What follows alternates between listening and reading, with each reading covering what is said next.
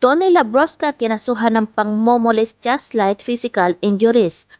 Sinampahan ng kasong 2 counts of aggravated acts of lasciviousness and aggravated slightly physical injuries ang aktor na si Tony Labrosca sa City Prosecutor ng Makati City kaninang hapon.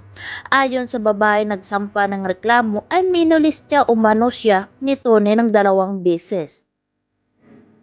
Base sa isang press release mula kay Drake Justin Ibay, assistant by attorney Reggie Tongol, nangyari ang insidente noong Enero 16, 2021.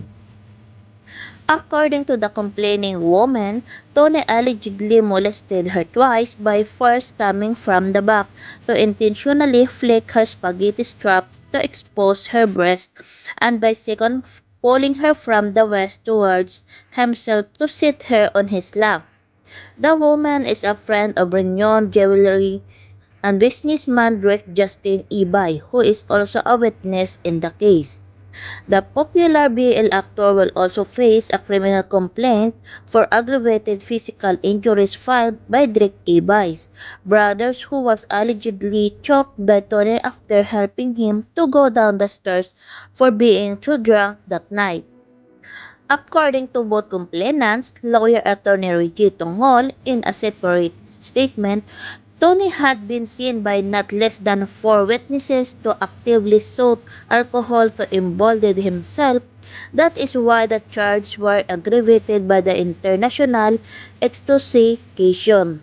The Office of the Prosecutor of Makati will hear the complaint and decide whether an information will be filed in court against Labrosca. Samantala, naglabas din ng official statement ang legal counsel ni Tony na si Attorney Luigi Alonso hinggil sa kaso.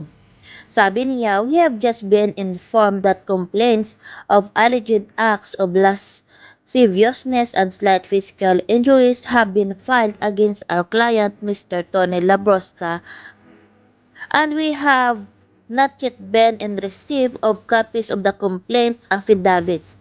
We could not give a judicious response nor comment on the matter. We call the public to be mindful of casting judgment based on mere allegation and unfounded claims. We welcome the legal process taking in course where in the end the truth shall always prevail." Sana nga ay hindi totoo ang nangyari ngang ginawa nga nito ni Labrosca. Kasi nga sinasabi doon sa isang balita na nagsasabi nga itong nanay ng biktima na hindi daw totoo yung mga sinasabi nitong si Drake Ibay. Sana nga masolusyonan nga ito at magpaliwanag nga itong si Tony Labrosca kung ano ba talaga yung totoo. At sana nga ay lumabas nga ang totoong nangyari.